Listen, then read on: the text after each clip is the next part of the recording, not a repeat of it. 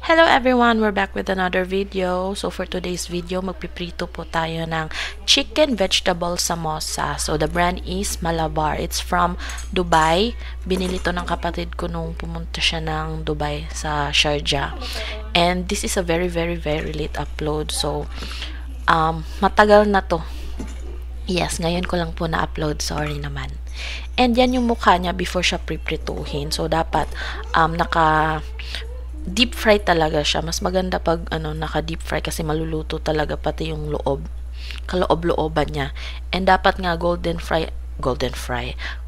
brown nga lang to, pero may mga parts na nasunog kasi nga hindi siya masyadong na deep fry. But it's still okay. Masarap pa din naman.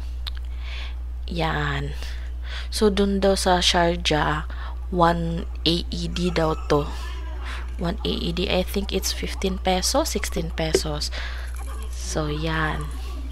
Pantawid gutom nung kapatid ko nung nandun siya sa Dubai.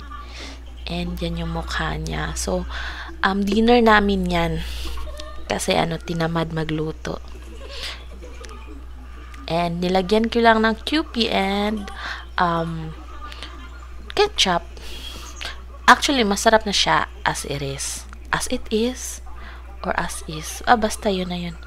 Masarap na siya. Mas na-enhance lang yung flavor niya nung may QP and ketchup. I don't know kung ano yung nila. Yung sausawan nila or dip o yung sauce na nilalagay dun sa Sharjah. But, mas masarap sa mga Pilipino, of course, yung ketchup. So, and, tamad na akong tanggalan to ng audio. So, maririnig nyo yung background audio. May mga nag-uusap, nanonood ng TV, kinemerot. And yung kapatid ko, Samosa Night daw. So, yeah, this video is titled Samosa Night. Yorn. Masarap naman siya. And there's me. Yung samosa siguro yun yung empanada version ng Dubai. So, para siyang empanada. Pero lang, yung dough niya is hindi empanada consistency.